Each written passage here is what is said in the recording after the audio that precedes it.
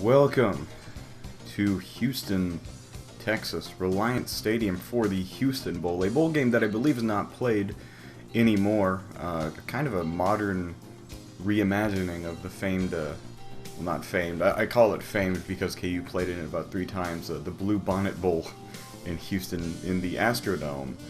This one in Reliant Stadium after the opening of Reliant Stadium, the founding of the Houston Texans football team. This is a bowl game between the Kansas Jayhawks 7-5 and the Southern Miss Golden Eagles. It may just be regular Eagles. I feel like the Golden came in there from somewhere. I don't know, but they're 8-4.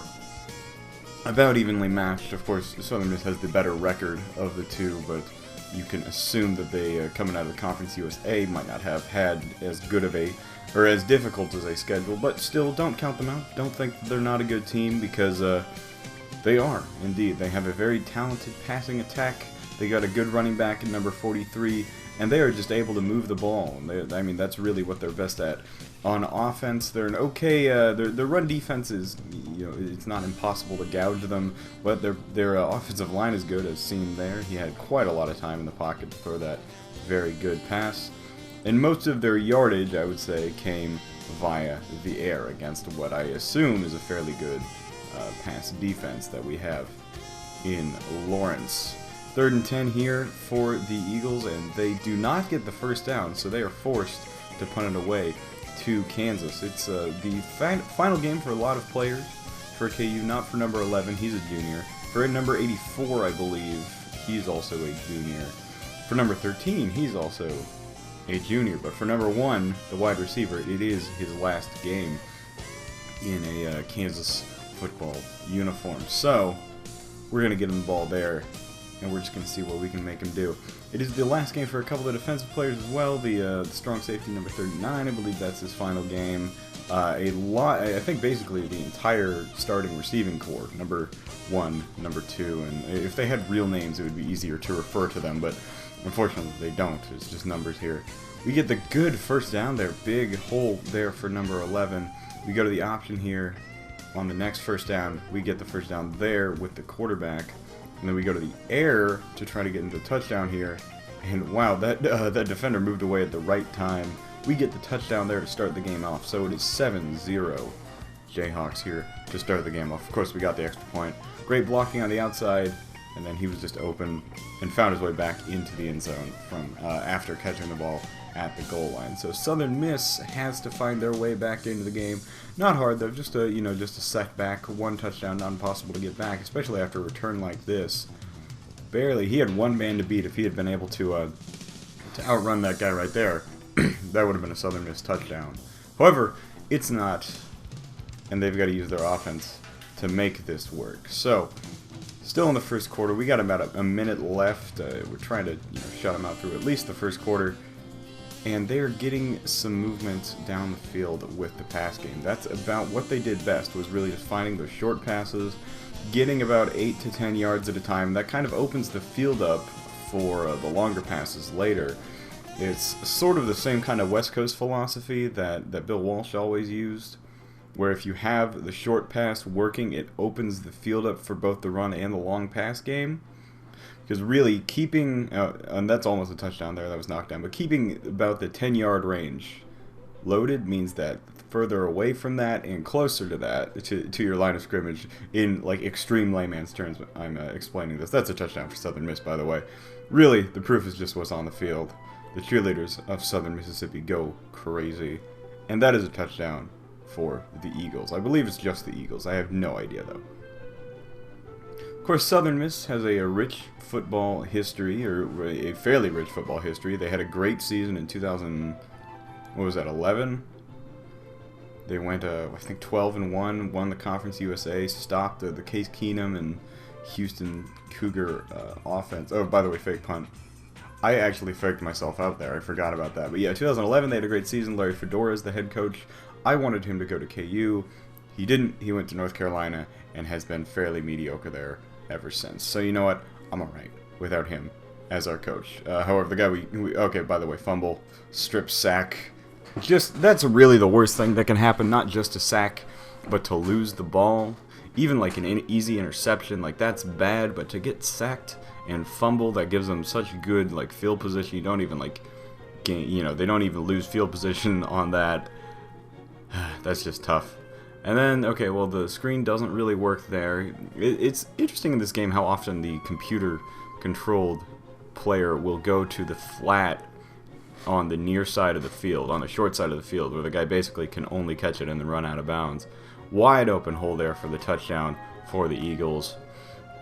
Home of, well, the alma mater of course, Brett Favre. I think he's the only player I can name in Southern Miss history, but he had there's a great play by Brett Favre with Southern Miss, actually it's actually a very Brett Favre play. By the way, double coverage caught there by number 1. He was going off this whole game. Very Brett Favre play though, where he got like an 84-yard touchdown pass to win the game with Southern Miss. That's a throw to the end zone. 2 plays was that drive. 2 plays. And a touchdown between, well, really just one single coverage. That other guy's safety really couldn't get there. But that ties the game up, and it's 14-14 at half. So we are looking good. We went down and we got back into the game, and now we got the ball to start the second half off. However, we get stuffed twice on the run, so we have to go to the pass here on 3rd and 9, and it just doesn't work. It gets knocked down, so Southern Miss gets the ball back on the punt. And really, like I talked about their pass game being good, their run game was okay. It was their special teams game that was actually kind of surprising. Like, that's the only thing that, like, you don't want to give up big kickoff and punt returns. And I did that several times in the course of this game. They were getting kickoffs up to the 40 and 50. They were getting 30 and 40-yard punt returns. That's bad. That's actually something that when you're giving up stuff like that, that's just basically free yards that you left out on the field. So, unfortunately, they're moving right here into the end zone. Good play here by, I will say, by myself. Not being fooled on the options, so I stopped them short of the goal line. That's your moment of, like, narcissism there for the day. 2nd and goal, they go again to the end zone on the run. They don't get it. And so 3rd and goal, we have to get a stop here, basically, and, well, we don't. So, touchdown, Southern Miss. And so they're up by 1 touchdown. It's 21-14. And so what do we have to do? Well, we have to get, I would like a methodical drive that gets us all the way down the field and then eventually ends with a touchdown. If we end up with a field goal or like a turnover in the red zone, like kind of like the 2015 Jayhawks, that's bad. That's been our problem. Our problem hasn't been moving the football. It's been moving it all the way into the end zone. And that's been something that's been basically stopped over the past couple of weeks. We get a drop there. What would have been a great gain of yards there. So 4th and 6, we have to go for it. We see the block on the left side, open field, at least 6 yards there. We get about 15 on the quarterback keeper. That wasn't designed that way, but I know if that blocker goes down, or I mean if that defensive end goes down, then you just kind of have to take off there. It's 21-14 at the end of the 3rd, still completely manageable, and you know, we're driving. Looks like we could score potentially a touchdown here. Almost caught, but there is a defensive pass interference there. It's very rare that a defensive pass interference gets called in these earlier NCAA games. We do pitch, gets maybe 3 yards more than I would have had I kept it, so really not that great of a decision. But those yards do go to halfback number 11, and I believe with this carry, he breaks 100 yards on the day. I think exactly 100 yards is what he ended up with, but bad play calling on 3rd down. Absolutely my fault. I went for the triple option to the left. They snuff it out immediately, so we have to kick the field goal. And while that's good, it, instead of being a tie game, is a 4-point lead for the Eagles of Southern Miss. The goldenness of these Eagles is disputed. I got really lucky this whole season, and I just got really unlucky there. I got almost lucky, where I stripped the ball, and they couldn't quite fall on it. They get called for the clip, but they make up for it later with some passes through the air. They get stopped here to make it 3rd down, so I call a timeout. Then on 3rd and 3, the quarterback gets them the 1st down. That's humiliating because I believe that was the first positive gain that he had this whole game. Good stop there on 1st and 10. They throw for it on 1st and 10 with the lead in the 4th quarter. That's not what I would have done at all, especially under 2 minutes left to go. But hey, I can't control what they do. We get the timeout there. They go again to the halfback here. I'm out of timeouts by this point. And then on 4th and 8, they go for it here. Now, if they were to succeed on getting the first down here, that is basically the game's over, but they don't. So, we've got the ball back, down by 4, about 60 yards to go, and we got a pass. And number 1 has been on fire this whole game. He gets that there to get us up to the Southern Miss 25. Then here, next play, who do we go to? Same guy, single coverage, gets us up to the 6-yard line. So here we are in a situation where I know who I want to go to. I'm just going to keep passing. Now this is a bad, I really shouldn't have thrown that. I should have tried to throw that away. Never really figured out how to do that over the course of this whole game. For whatever reason, I tried to catch them off guard here. We go no huddle. And guess what they do? Perfectly for me, they blitz from the left side. So wide open in the end zone is number 2 to get us the touchdown. With 35 seconds left to go, we take the lead. I believe 24-21, if I can do my math right in my head. That's a great touchdown. Wide open in the end zone. Wide open. You see here, pressured, stands tall, makes the throw, makes the catch, touchdown. And we take the lead with less than a minute left to go in the game. So Southern Miss gets the ball back.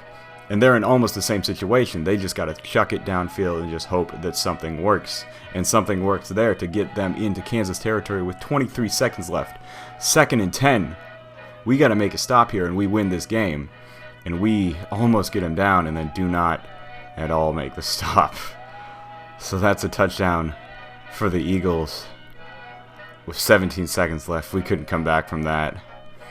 The game comes to an end, 28-24. Heartbreaking way to lose a game, and that is the end of the season. I'll have another video coming up, like a season recap and the beginning of next season thing, but that's the end of the season. 7-6, unfortunately, lost in the bowl game. Good season otherwise. I will see you guys again sometime soon. Thank you for watching. Have a great day.